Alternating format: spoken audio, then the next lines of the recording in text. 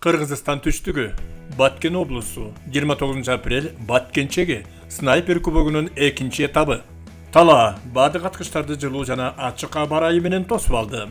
Ал эми горизонтто жаңы мурда билбеген сыноолор турат. Снайпер кубогунун экинчи этабына 70 адам катталган. Кыргыз Республикасынын Снайпинг Федерациясынын командасы 100 метрден 1000 метрге чейинки аралык менен 9 көнүгүү даярдаган. Эске сала кетсек, мелдеш жогорку тактык менен атуунун эл аралык эрежелери боюнча өтүп жатат. Жана турнирдин жыйынтыктарынан T-Class Current System сайтында реалдуу убакыт режиминде онлайн көзөмөлдөөгө болот. Мына тизилүүгө буйрук берилди. Бардык аткычтары амандашуу сөзүн укканы жөнөп жатышат. Кириш сөз Кайыр уулу Айдарга берилет.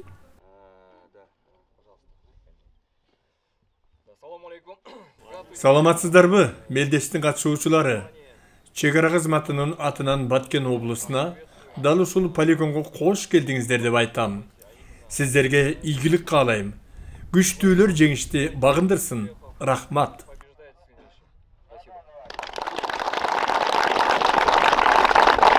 Мен төмөнкүдөй техникалык жаңылыкты айта кетейин. Биз азыр атайын жабдуу койдук. Бизде алыска аралыкта атайын датчиктер турат.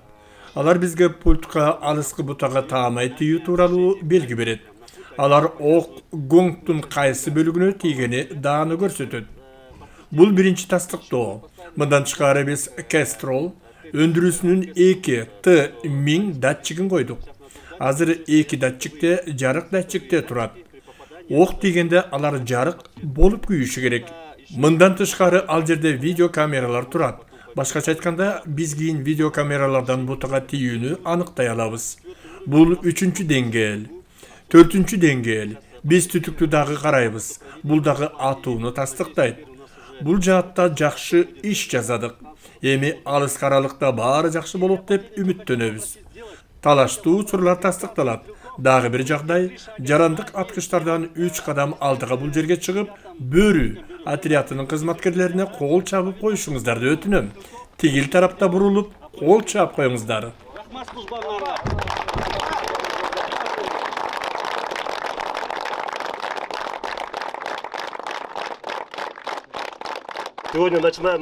Бүгүн биздин кезектеги мелдешибиз. Кубоктун экинчи этабынан баштайбыз. Көрүп турганыңыздардай, бүгүн бизде катышуучулар көп. Иш көп болот. Биз кандайдыр бир жаңылыктарды, жаңы элементтери менен жаңы көнүгүүлөрдү киргизүүгө аракет кылдык. Албетте баарын өзгөртө албайбыз жана өзгөртпөйбүз. Бирок улам кийинки мелдеште акырындан өзгөртүүлөрдү киргизип турабыз. Кандайдыр бир кыйынчылыктар болсо, алардын үстүнөн иштейбиз. Сиздерге жакшы мелдешти таамай атууну каалайм. Күчтүүлөр жеңишке жетишин каалайм. Биринчи модул. Тактык. Муздак ствол көнүгүүсү. Аткычтын милдети 2 жолу атуу менен бирде, биринде жайгашкан А 710.5 см жана Б 12.5 см. Эки эсептик зонасы бар кагаз бутага таамай атуу. Аралык 280 метр. Атууга убакыт 30 секунд. Атуу абалы жатып атуу, каалаган санда мүшөктөргө уруксат берилген. Кошумча катуу таянычтарга тыюу салынган.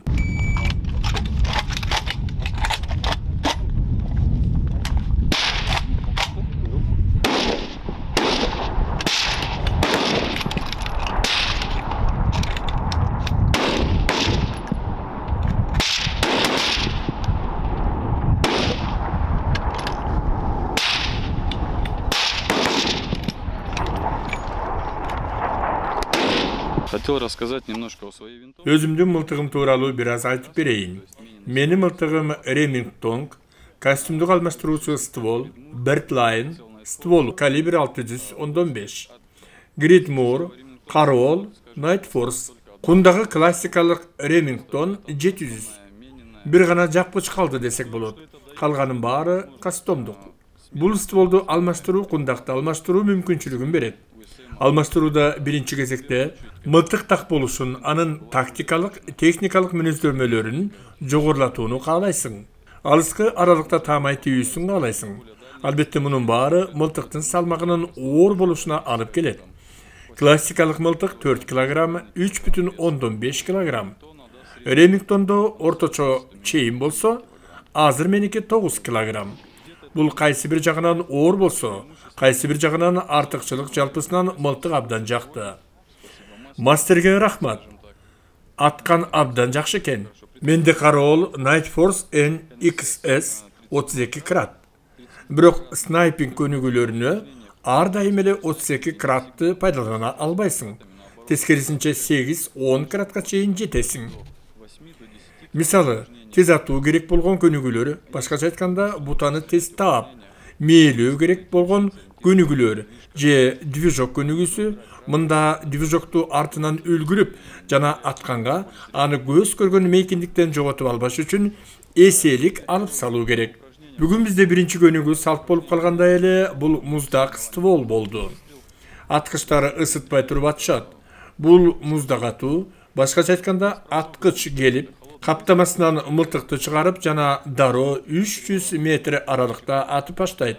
Бүгүнкү күндө бизде 280 метр аралык болду. 2 ирет атылды. Тилекке каршы бул көнүгүү ийгиликсиз болду. Тийбей калды. Толкундануу менен аттым окшойт. Бул мылтык менен негизи мындан да жакшы атсам болмок. Бул көнүгүү кичине жакшы болбой калды. Көнүгүү кызыктуу. Аткыч өз мылтыгынын баллистикасын билип, тууралап жана муздак атуу кандай болорун түшүнүшү керектиги менен кызыктуу. Кимдир бирөөдө жогору, айрымдарында төмөн болот. Аткыч бул муздак атууну туура аткаруу үчүн ушул сыяктуу факторлорду эске алууга тийиш. Бүгүн бизде 2 рет атуу мүмкүнчүлүгү болду. Көпчүлүк балдар таамай тийишти, жакшы атышты. Айрымдар тийбей калды. Кимдир бирөөнө шамал тоскоол болду. Айрымдар шамалды эске албай калды. Бул жерде шамал кичине алдайт экен. Чегинде тургандай туюлат. Шамал болсо оң тараптан солго карай согот. Ал эми 300 метр аралыкта ал таптакыр башка тарапта согот. Бардык факторлорду эске алуу керек. Ошондо баары жакшы болот. Көбүрөөк тажрыйба керек, көбүрөөк атып машыгуу керек. Баары колдон келет. Менин негизги катам шамалды эске албай калдым. Мага бул жерде бир багатта болбогондой сезилип, шамалды эске албай калдым. Ал саат 3төн бери болуп жатат. Атып баштагандан кийин чаңдан улам шамал тескери жака согуп баратканын түшүндүм. 300 метрде шамал башка тарапка согуп жатты, а мен тескери оңдоолорду жасагам.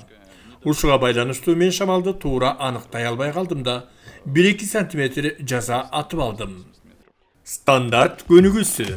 Аткычтын милдети жатып тизелеп жана турган абалда ар бир позициядан 3 жолудан бири-биринен А 6 см, Б 15 см жана С 20 сантиметрге жайгашкан 3 эсептик зонасы бар кагаз бутага таамай атуу. Атууга убакыт 240 секунд. Аралык 200 метр. Мылтык курууна гана уруксат берилген. Даярданууга убакыт 60 секунд.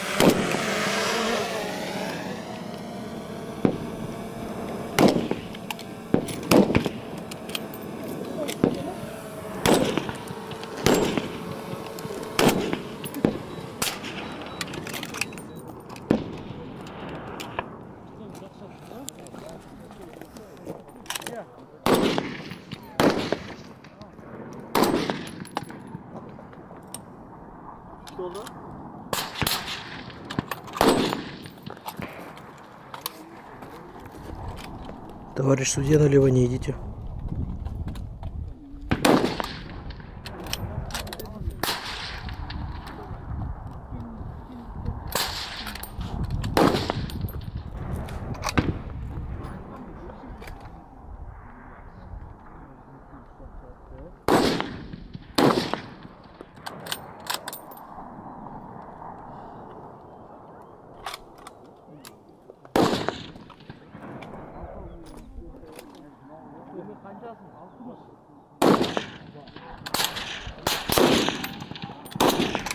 Ошол эми айта кетсек, бул упражнениянын эмеси спортко эле келип такалат.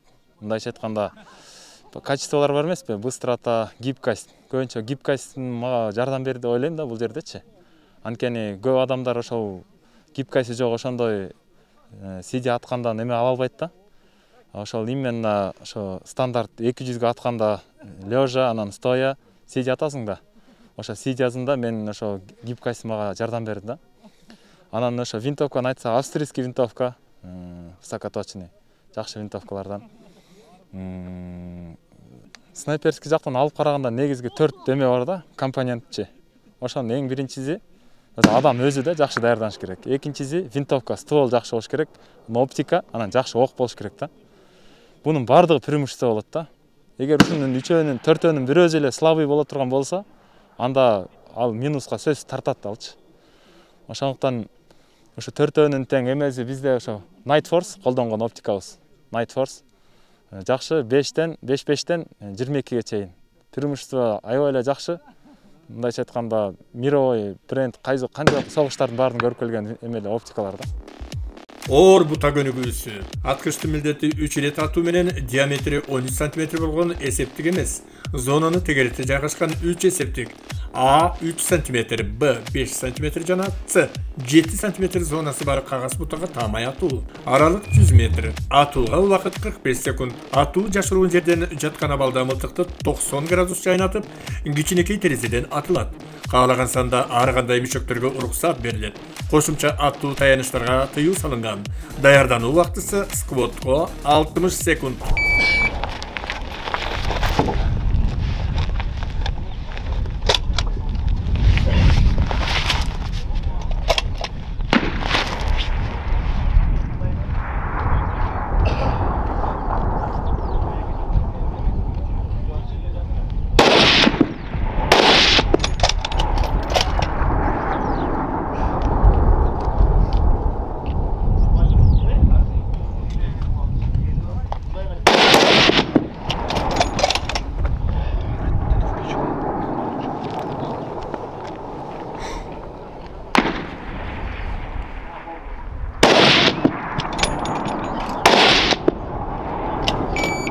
Стоп! Разряжай! Разрядить оружие! Первый раз это упражнение стреляем. Бул көнүгүүнү мен биринчи жолу атып жатам. Негизи кыйынчылыктар болгон жок. Бирок биз атуудан мурда буга чейин полигонго келип, атып көрүп сынаганбыз. Ок кайда уча турганын көргөнбүз. Жана болжолду кандай оңдоолор керектигин түшүнгөнбүз. 3 ирет атылды. 3 жолу атууда мен биринчини эң чоңуна, андан кийин кичинесине, экинчисинде 6 сантиметрден аз тийгиз аттым. 2 сантиметрде жетпей калгам. Жана эң кичинесинде сызыкка тийдим окшойт. Башкача айтканда жаңылышпасам 3 жолу атуу менен 2 ирет таамай тийгиз алдым. Көнүгүү кызыктуу экен. Биз алыскы аралыкта колдонуп, сынап көрүшүбүз керек. Болгону убакыт бир аз чектелүү болду. Эгерде убакыт көбүрөөк болгондо, даярдык дагы көбүрөөк болмок. Орточо аттым деп айтсам болот. Көпчүлүктүн огу тийбей калды окшойт. Бирок көп жигиттер таамай атты деп ойлойм. Мираж өтө татаал болду. 100 метрден жогору мираж. Ушундай катуу мираж болду. Жетонго тийгенден кийин катуу мираждан улам аны көрө алган жокмун. Катуу мираж болду, өтө ысык болду. Кайда атып жатканыңды тийгизе аттыңбы? Түшүнүү кыйла оор болду. Менимче кемчиликтин баары мираждан улам болду окшойт. Ромашка көнүгүүсү. Аткычтын милдети жаткан абалда 45 секундда кезеги менен 4,1 см диаметриндеги кагаз бутага тегерете жайгашкан 5 максатты таамай атуу. Борбордо Б 10 см эсептик эмес зонасы жайгашкан. Аралык 250 метр. Каалаган санда ар кандай мүшөктөргө уруксат берилген. Кошумча катуу таяныштарга тыюу салынган.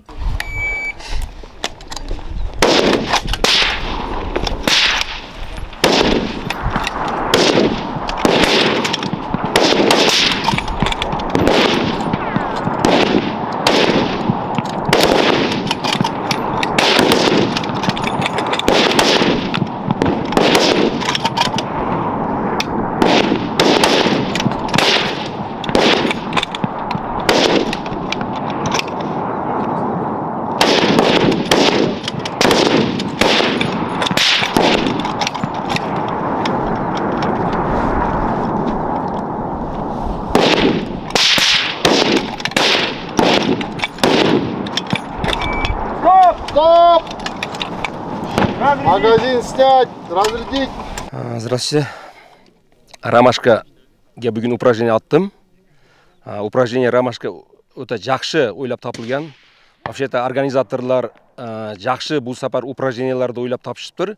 Жаңы упражнениялар ромашка бірінші жол атып атабыз ромашканы. Ромашкада қийланған жоқпын. 250 метрге аттым, 5 выстрел. 3 попадания болды. Сложности я просто, сложности мен просто наушникті такпай қойып ромашкада. А потом звук жамбаштан уколды, жамбаштан. И трудно было стрелять, да? Потом 4-5-шіні көрбей қалдым, қандай аттым екен. 3 попадания бар. Жетон көнүгүүсү. Аткычты милдети жаткан абалда 15 секундада өлчөмү 2,8 жана 5 сантиметрге болгон металл жетонго таамай атуу. Аралык 150 метр. Каалаган санда ар кандай мүшөктөргө уруксат берилген. Кошумча катуу таяныштарга тыюу салынган. Внимание!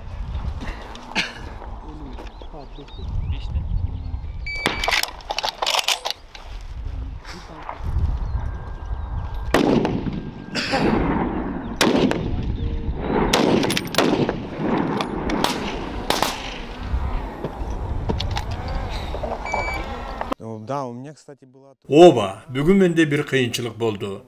Бүгүн эл өттө көп болду. Ичинде логотиби жок 10 жетонду илишиптери. Анда логотип болушу керек болчу. Ушундан улам аныктоо кыйын болду. Анткени ал жөн гана алюминий түстө экен. Ал көрүнбөй жатты. Ал кагаз менен айырмаланбай кошулуп калып жатты. Аракет кылып ок тийгизе алдым окшойт. Четине тийди. Мени методикам ыңгайлуу жат, туура эсепте. Шамалды аныкта болду. Болгон методика ушул. Анан атасың. Эч кандай жан тайтпай. Эч нерсе жок, бирок бир деңгээлде болгондой. Мылтык бекем турганда атасың. Арткы таяныч, алдыңкы таяныч болгону жетиштүү. Менин калибри менен шамалды деле тогутпойм. Себеби менин огум бар. Шамалга байланыштуу көйгөйлөр жок. Кичинекей бутага атууда баарынан көйгөй жаралат болуш керек. Анткени алар кичинекей. Атканда сен топ менен атуу үчүн жатасың. Ошондо кыйын болот. Себеби баары жабылып атат. Чаңдайт. Бул жерде ансыз дагы мираж жана чаң бар. Ошондуктан ушул үчүн кыйынчыраак. Ал эми жалпысынан баары сонун. Менин мылтыгым Blazer R8 300 VSM. Карол Калес 25-ке 5. Баса, каролмага абдан жакты. Анткени ал көп функциялуу. Торгу өтө ыңгайлуу, атуу экен. Мен азырынча атууну үйрөнүп жатам. Ошондуктан бул карол менен гана оңой болду. Ал абдан жакты. Башка каролдон айырмасы эмнеде? Негизи айырмачылык деле жок. Алар жалпысынан окшош эле. Кээ бирөөнү линзасы жакшы, кээ биринде башка жагы артыкчылыкка ээ. Мен каролдун артыкчылыгы бар деп айта албайм. Мунун бардыгы сенден көз каранды болот. Кантип атасың, кандай даярдандың? Сенде мандраж барбы же жокпу дегендей. Бизде бул этапта аткычтар ушундай жакшы даярданышкан. Мында ким азыраак ката кетирсе, ошол утат. Экинчи модуль динамика. Движок 1 жана движок 2 көнүгүүсү. Аткычтын милдети алгачы бир тарапта, андан кийин башка тарапка жылып турган өлчөмү 40 см гоңду таамай атуу. Атуулардын саны чектелген эмес. Аралык 400 метр. Даярданууга убакыт сквотко 60 секунд. Каалаган санда ар кандай мүчөктөргө уруксат берилген. Кошумча катуу таяныштарга тыюу салынган. Упайларды эсептөө хит фактор.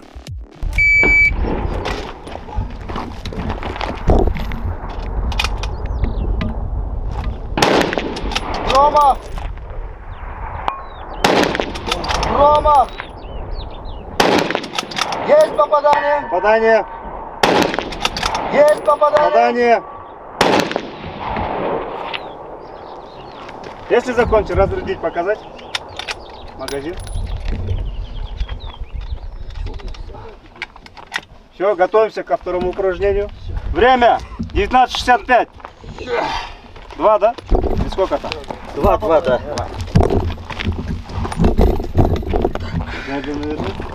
Ага.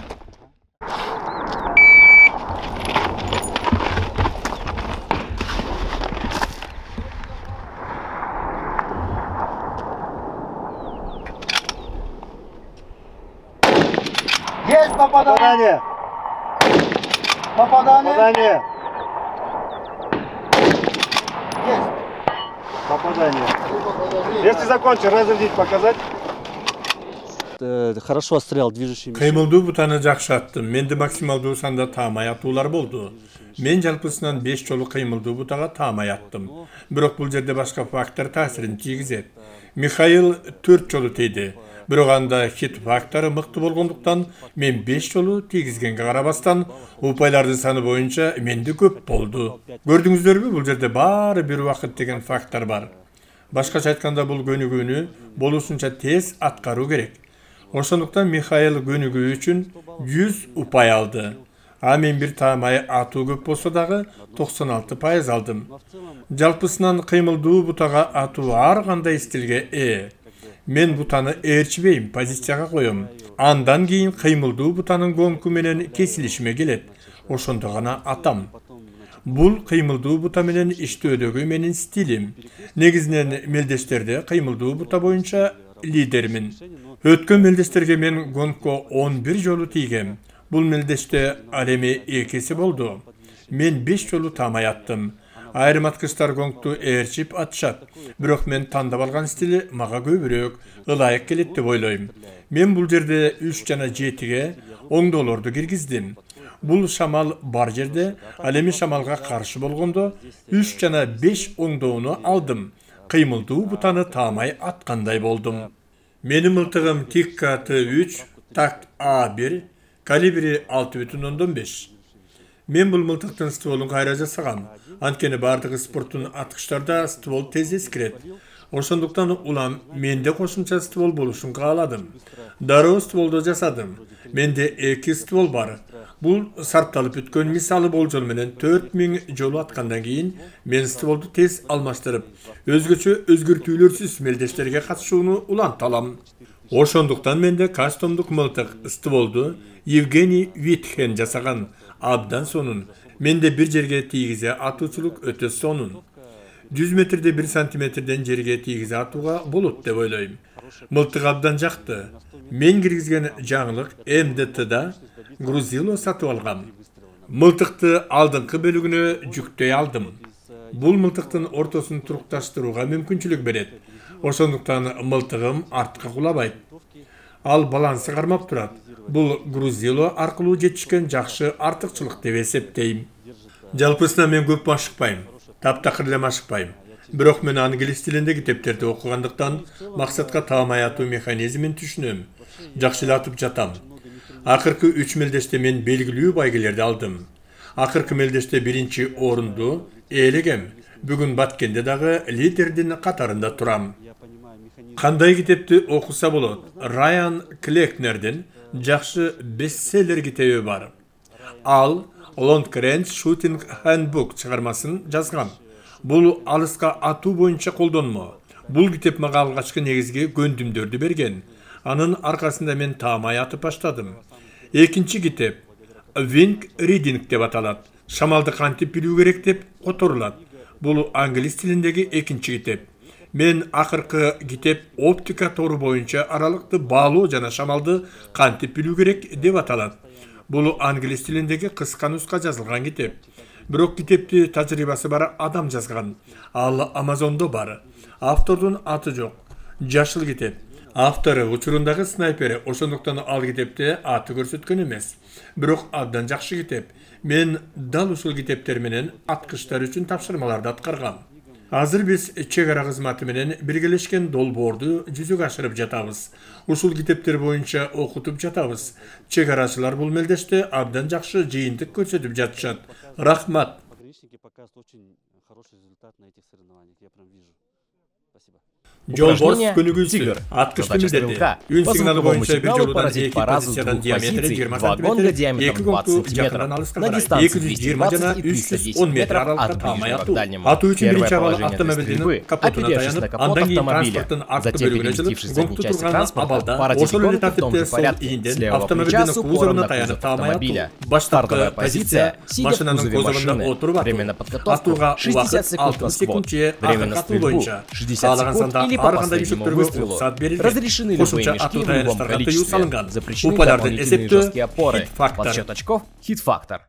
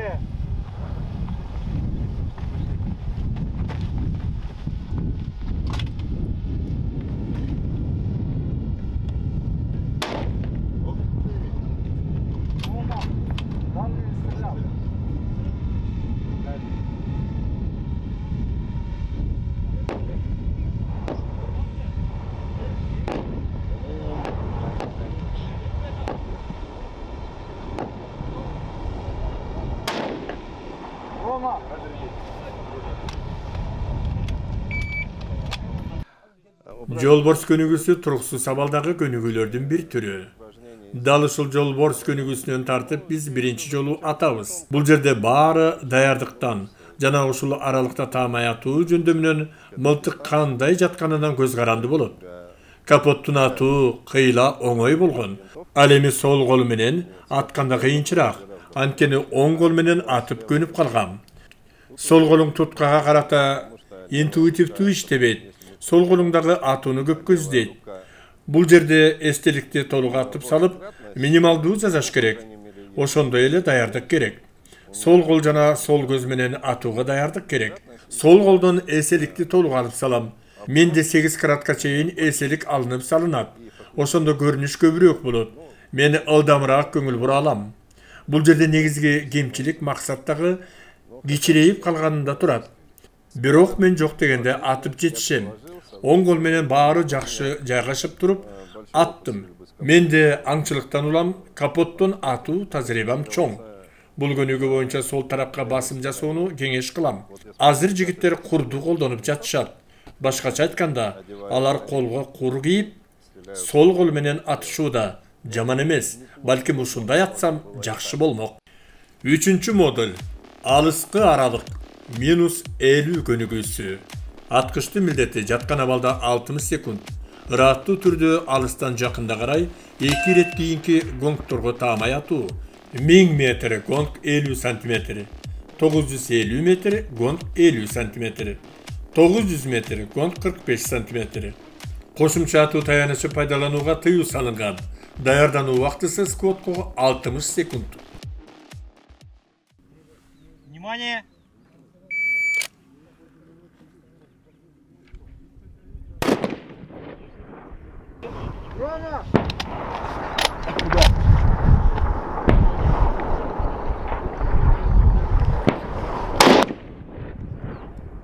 Переход 950. Справа летит.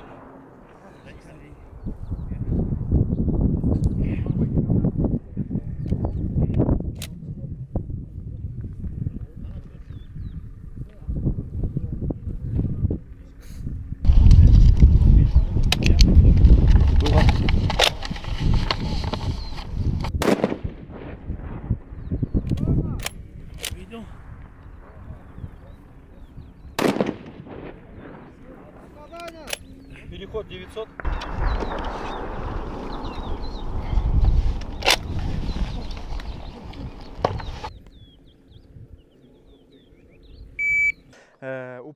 -50 көнүгүүсү. Бүгүн биз аны 1000, 950 жана 900 метр аралыкта аттык. Көнүгүү абдан кызыктуу, негизинен алыска аралык абдан кызыктуу, бирок бүгүн көнүгүү өтө татаал болду. Ал жакта чектөө коюлган, башкача айтканда аткычтардын убакыт менен чектеп коюшкан.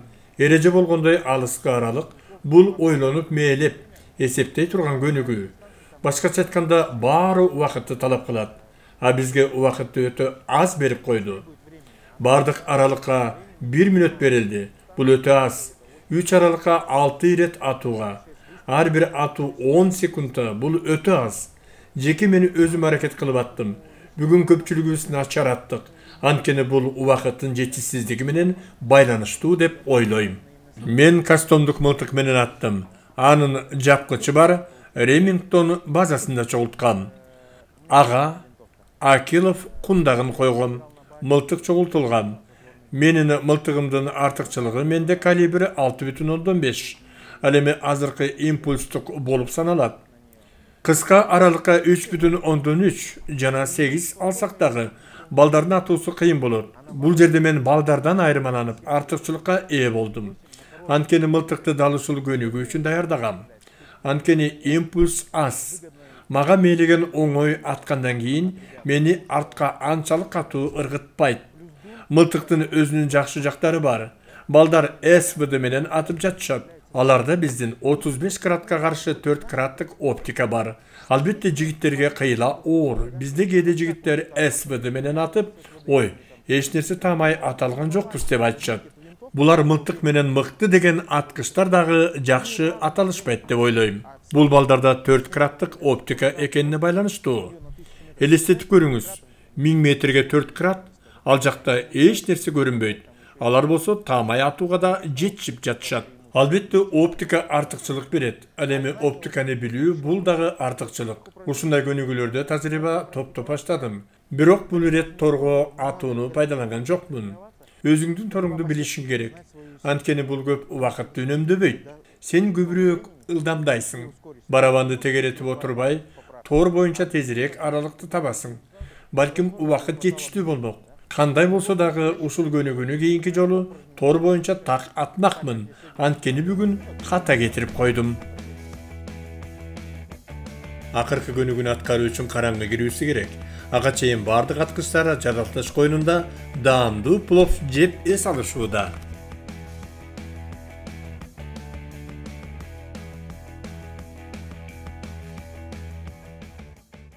Түштүк кечи көнүгүүсү. Көнүгүү кечинде аткарылат. Аткычтын милдети жаткан абалда 15 секундта күтүүсүздөн тийген диаметри 35 см, гоңту 650 метр аралыкта атуу. Көнүгүүнүн татаалдыгы аткыч бутанын жайгашкан жерин билбейт жана атуу багытын так аныктай албайт. Кошумча катуу таяныштарды пайдаланууга тыюу салынган. Даярдануу убактысы сквотко 60 секунд.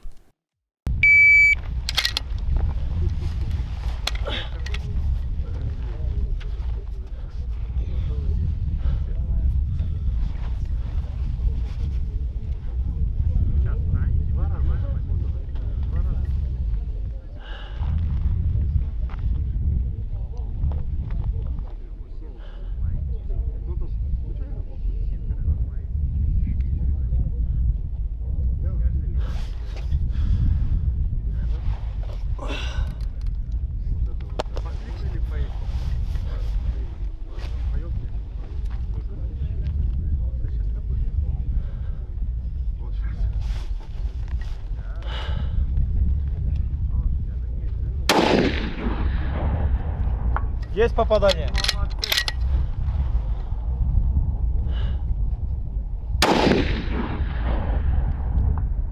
Промах.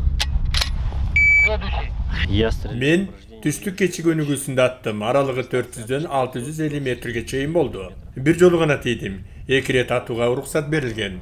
Даярданууга 1 мүнөт жана атууга 1 мүнөт берилет. Биз 1 мүнөттү тордо аралыкта анықтап, оңдоп түзөп 2 рет атышыбыз керек болчу. Биринчи жолу атканда тийдим. Эмнегедир экинчи рет тийбей калды. Курокту кыймылдатып жибердим окшойт, же шамалды эске албай калдым. Жалпысынан жакшы эле, мен өзүмчө ыраазы болдум. Бул көнүгүүнү 2 рет атып жатабыз. Өткөн жолу менде шамалды жок оптикалык кароол болгон. Günü hareket kılıp atkırgam. Bирок бул рет мен даярдандым. Шамдалы бары оптикалык кароолду алдым. Башталыш үчүн жыйынтык жаман эмес. Менде калибри 6,5 Гридмор 26 дюйм МПА мылтыгы. Бул мылтык штаттарда курулат. Ал жакта кастомдук мылтык деп эсептелет. Анда жапкы ствол шасси баары штаттарда жазалат. Мылтык жаман эмес. Аны менен экинчи рет мелдешке катышып жатам. Бирок биринчи мелдеште көнбөгөндүктөн жакшы аткан эмесмин. Бүгүн биринчи мелдеште жакшы аткардым. Мен торду аттым, бутаны ченедим. Бизге бу бута диаметри 35 сантиметр. Тор боюнча аралыкты аныктай алабыз. Башкача айтканда, биз бута канча мурат экенин ченейбиз. Бизде аралыкты аныктай турган таблица бар. Ушундан улам тор боюнча аралыкты билип, же клик жазап туруп атабыз. Анан ушундай жыйынтыктарды алабыз. Кимдир бирөө жаңылат. Бирок башкы милдет бута канча мурат аралыкта турганын эсептөөдө турат. Күн узак жана жакшы эмоцияларга бай болду. Келиңиздер, турнирдин жыйынтыктары кандай болгонун билели. Турнирдин жыйынтыгы боюнча болт мылтык категориясында 5-орунду калибри 615 Гридмор Илбирс мылтыгы менен Евгений Витхен ээледи. 4-орунду калибри 615 Гридмор Ремингтон 700 мылтыгы менен Бакир Арыков ээледи. Коло байгенин ээси Бөрү отрядынын кызматкери болду. Мелдештин күмүш байге ээси калибри 300 ВМ Орсис Альфайн мылтыгы менен Анварбек Нурматов болду. Ал эми алтын байге ээси калибри 615 Гридмор Тиккаты 3 такт А1 мылтыгы менен Хайдар Окенов болду. Куттуктайбыз. Снайпер кубогунун экинчи турнири аяктады. Бардык катышуучулар өздөрү үчүн таянак жасап, кийинки этапка кантип даярдануу керектигин билип алышты. Анткени Кыргыз Республикасынын Снайпинг Федерациясынын башкы максаты ок атуучу куралды колдонуу маданиятын жана коопсуз ээлик кылуу көндүмдөрүн калыптандыруу. Ал эми сиздер менен кийинки мелдештерде көрүшөбүз. Достор, бардыгыңыздарга таамай атууну каалайм.